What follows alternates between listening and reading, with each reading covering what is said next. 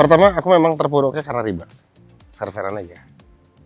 Baik usahanya, mendapatkan modalnya, semua itu riba. Sedekah subuh diusahakan, didawamkan kecil-kecil 10.000, 20.000, tapi yang aku belajar adalah nggak apa-apa kecil, yang penting rutin. Nah, setiap mau mulai bekerja, ya itu Al-Fatihah. Sebenarnya Al-Fatihah juga kalau mau belajar lagi gimana, tapi Bismillah Al-Fatihah itu tetap ayatullah gitu. Insya Allah manfaatnya banyak, baca aja Al-Fatihah. Wah. Halo. Iya. Wih, Masya apa nih? Allah. Oh pisang nih. Iya, ada lebihan banyak banget. Kali ini inspirasi kehidupan datang dari seorang aktor muda yang dikenal lewat ratusan judul FTV dan sinetron Ramadan.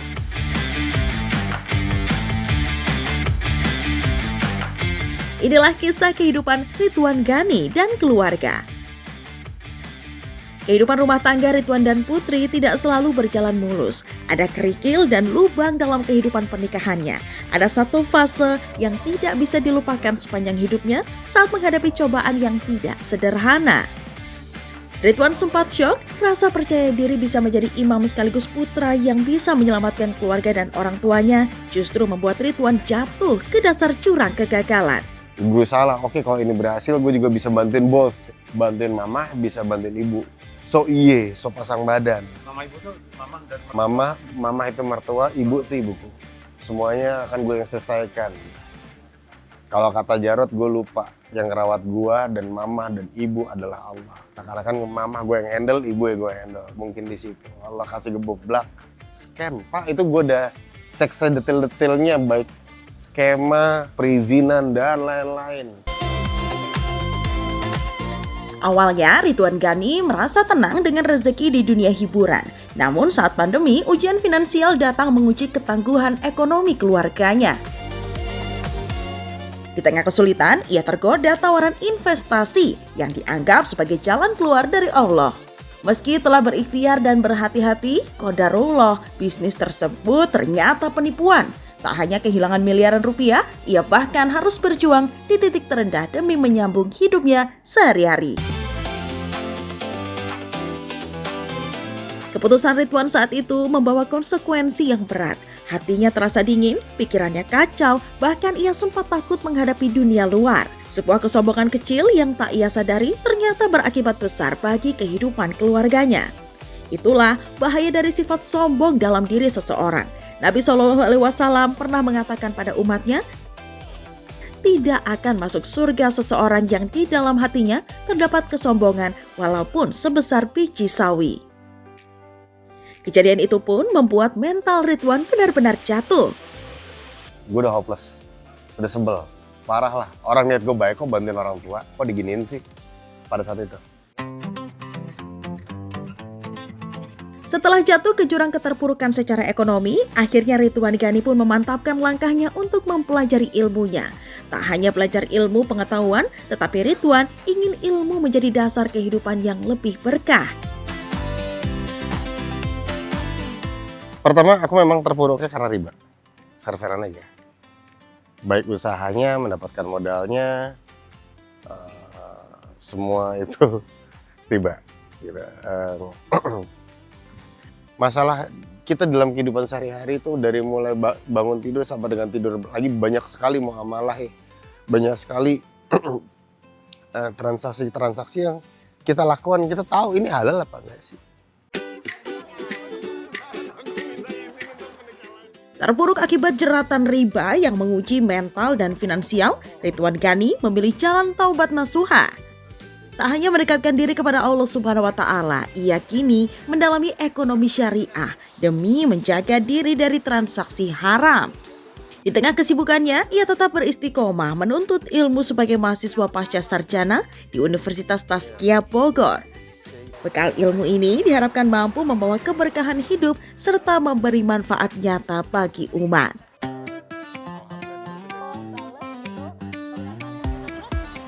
Saat melewati fase tergelap dalam hidupnya, Ridwan Ghani justru merasa Allah sangat dekat padanya. Melalui istighfar, perlahan-lahan Allah menunjukkan jalannya. Perlahan Allah menunjukkan cahayanya.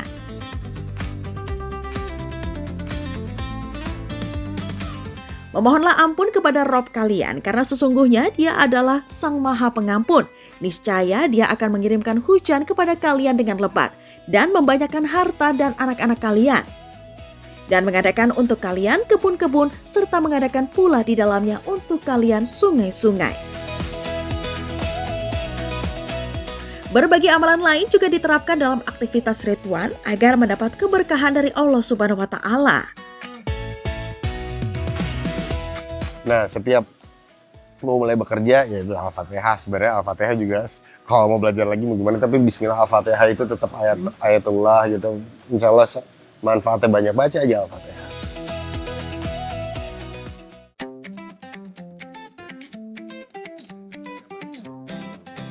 Kini Ridwan Ghani menyadari dengan terus mendekatkan diri kepada Sang Pencipta, maka Allah akan kuatkan. Allah akan mudahkan setiap langkahnya.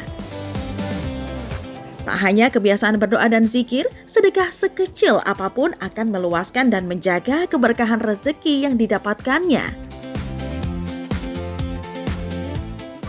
Sedekah subuh diusahakan, didawamkan. Kecil-kecil 10.000, 20.000, tapi yang aku belajar adalah nggak apa-apa kecil, yang penting rutin. Jangan, ya gede lebih bagus lagi kalau rutin. Tapi yang dicari didawamin ya, dikonsistenin ya. Nah, pejuang langit, Ridwan punya tips nih, cara zikir yang mudah dan simpel. Jadi paling minimal sekarang kalau gue nggak bawa zikiran, zikir. Nah ini buat teman-teman nih, Bismillah bisa jadi jariah gue ya, usikum nafsi gitu. Karena zikir paling gampang kan. Aku ini orang kan banyak zikir tuh begini. Ada yang macam-macam dari sini ke sini.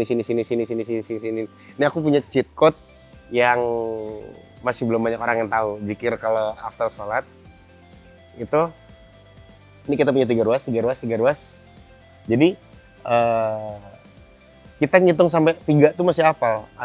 Misalnya subhanallah. Udah 9. Jadi zikirnya sampai sini. Jadi 3 dikali 11, kita butuh 11. Ini kan 9 ruas, 10, 11. Jadi 33. Kita jangan menggunakan yang kiri sebaiknya. Tangan kiri dipakai buat yang membersihkan najis. Jadi pakai tangan kanan lebih praktis, lebih nggak kelihatan nggak. Aku sih kasarnya suka ngumpet kan gini, tek. Kan amal yang terbaik adalah amal yang disembunyikan yang cuman kita sama Allah yang tahu. Lihat gunting nggak? Nggak tahu. Gunting di meja di mana? Diambil di Bu.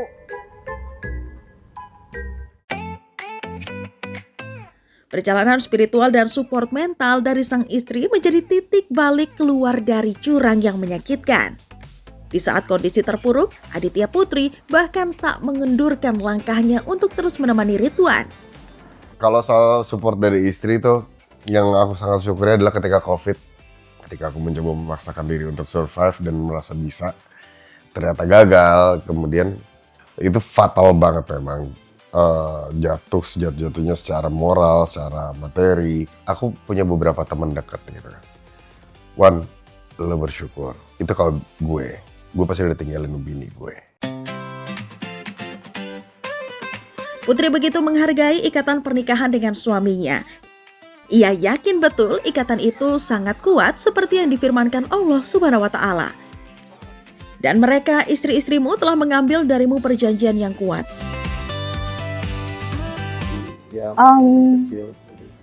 Yang paling berat itu adalah berpikir bahwa ayahku udah nggak ada. Terus ayahku mempercayakan aku ke Mas Ridwan kan gitu. Jadi aku kayak dikasih amanah sama Allah untuk pegangannya sama orang ini nih gitu. Seorang ini kena ujian. Jadi aku inget almarhum ayahku. Kalau ayahku percaya dan Allah izinkan waktu itu menikah, berarti dia yang akan menjaga aku selamanya. Bagi Putri, pasangan suami istri adalah satu tim. Saat pasangan kolaps, maka pasangan yang lain harus berdiri tegak membantu sebisa mungkin untuk bertahan, mendorong sang suami untuk kembali ke fitrahnya kepada Allah Subhanahu wa Ta'ala. Dan aku benar-benar bilang, Baba jangan. Bahkan aku bilang, Baba boleh apapun tapi bertahan ya. Istighfar terus, ingat Allah. Putri berharap hati Ridwan terus menyala menerangi perjalanan beratnya untuk keluar dari permasalahan hidup terberat yang mereka alami. Putri percaya badai gak akan selamanya menerpa. Perlahan dengan sedikit cahaya, mereka berdua terus berjuang dan bergandengan tangan untuk saling menguatkan. Putri sangat yakin hanya dengan mengetuk pintu langit, persoalan sebesar apapun di dunia ini pasti akan ada jalannya. Itulah janji Allah Subhanahu wa Ta'ala, dan Allah tidak akan mengingkari janjinya. Allah kelak akan memberikan kelapangan sesudah kesempitan. Melihat jauh lebih dalam, Putri semakin sadar ternyata ujian terberat dalam hidupnya ini justru bukan persoalan ekonominya, tetapi kuncinya justru terletak pada dasar memahami tauhid, peran Allah dalam hidup.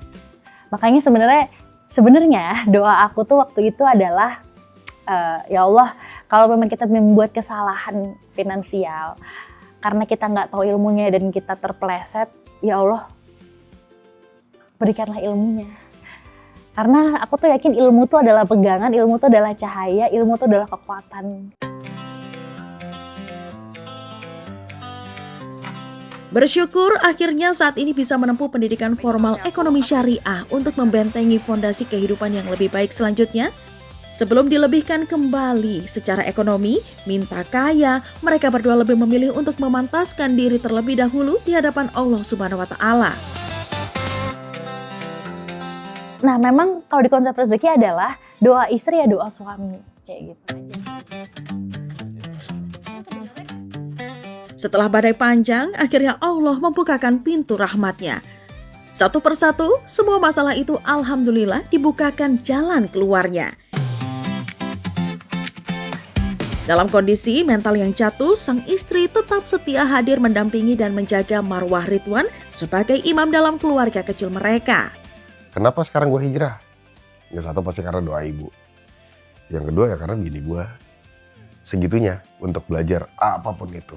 Sekarang hal-hal baik tuh kalau nggak dari dia tuh ya wasilah istri ya dari Allah. Nggak kejadian kali karena aku selalu orang yang zaman dulu tuh prinsip adalah kalau bisa mudah kenapa harus sulit, bukan kalau bisa sulit kenapa harus mudah.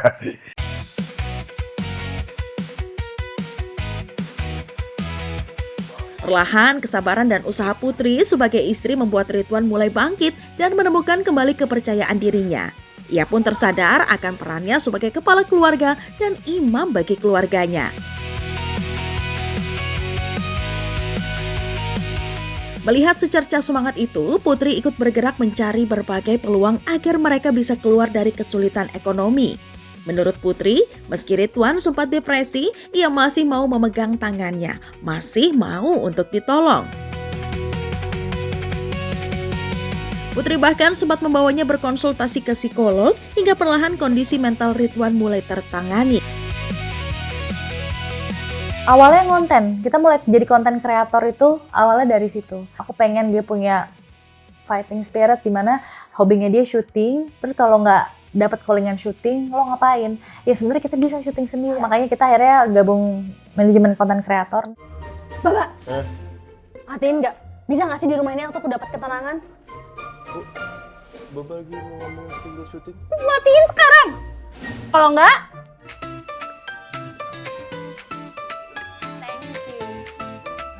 Dari keterpurukan itulah, kedua pasangan ini belajar banyak tentang makna kehidupan, bahwa hidup harus saling melengkapi kekurangan pasangan. Perjuangan Aditya Putri memang tidak mudah, namun perlahan membuat Ridwan menemukan kembali puzzle-puzzle kehidupannya. Jadi istri itu yang bisa jadi pelengkap aku supaya kalau lagi lupa atau nggak tahu minimal dia kayak nahkoda lah. Ke situ yuk. Ya udah gue nyetir ke arah sana remnya. Wah salah jalan. Bismillah ya Allah, doa cret. Navigatornya nggak ninggalin si supir ya kan. Kesetiaan dalam rumah tangga seringkali tidak terlihat oleh banyak orang. Namun Allah selalu melihat melalui kesabaran seorang istri. Istri yang tetap tabah saat badai kehidupan menerpa keluarga. Sesungguhnya dunia itu adalah perhiasan dan sebaik-baiknya perhiasan dunia adalah wanita solihah.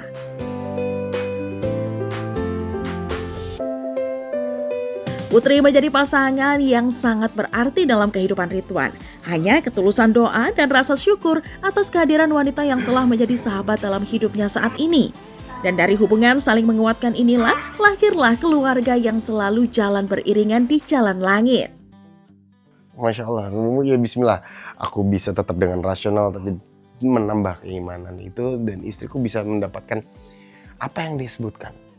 Apa yang kita hilang selama ini diganti, nggak melulu harus dengan materi. Kita sama-sama udah belajar materi itu ternyata hal yang paling di bawah. Di atas itu masih banyak nikmat lain. Ada kita punya nikmat keluarga, anak yang soleh, istri yang soleha. Maher, ini Maher kan ya? Iya. Maher ditinggalin Abi sama Bang apa?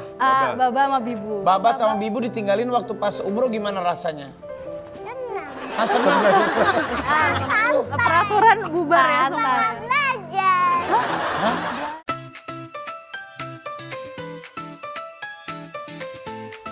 Berbagi peran menjadi seorang imam sekaligus bekerja di dunia entertainment bukanlah hal yang mudah untuk dijalani oleh Ridwan Ghani.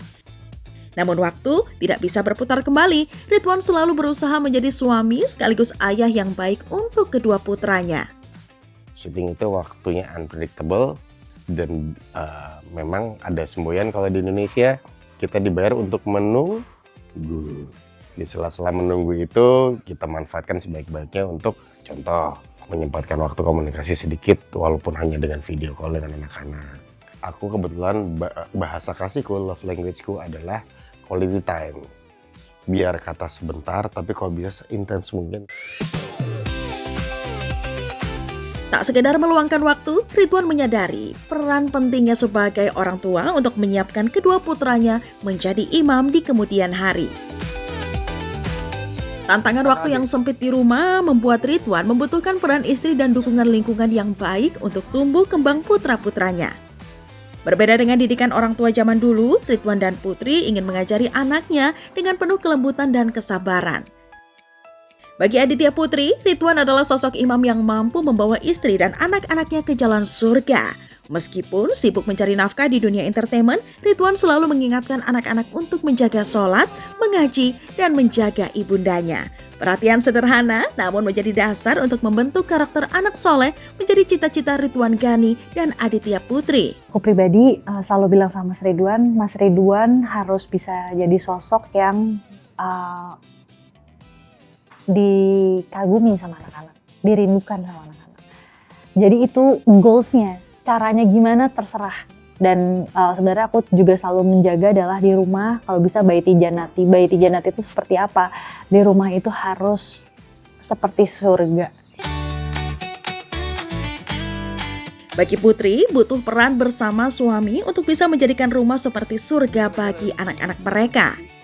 Rumah surga tak melulu hanya soal materi. Mengajarkan anak untuk mendirikan sholat, membaca Al-Quran, sopan, dan bahasa ahsan bisa menjadi basic rumah yang dirindukan anak-anak.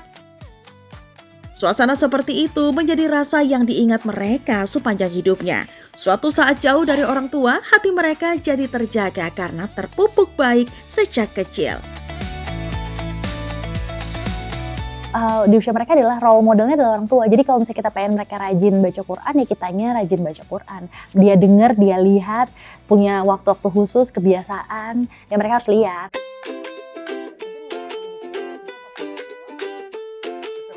Ridwan mendapatkan banyak anugerah dan keberkahan dalam dunia entertainment.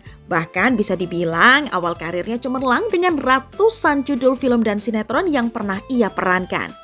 Sedikit banyak hal itu memberikan pengaruh saat menyampaikan amar makruf nahi mungkar melalui jalur entertainment. Itulah mengapa Ridwan mulai memfilter tawaran peran yang datang. Sekarang sih gak usah selektif, teman-teman udah tahu.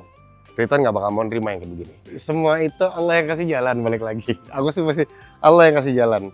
Allah kasih kerjaan aku di sini antara dua.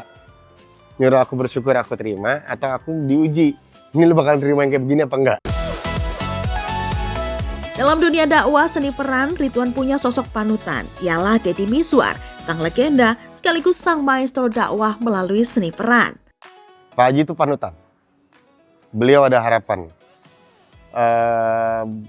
Buat aku adalah ya dari mulai bagaimana dia mencoba meningkatkan kualitas persinetronan, perfilman yang ada di Indonesia. Bagaimana dia mencoba tetap bertahan. Padahal beliau kalau mau istirahat sudah cukup kok dengan hartanya.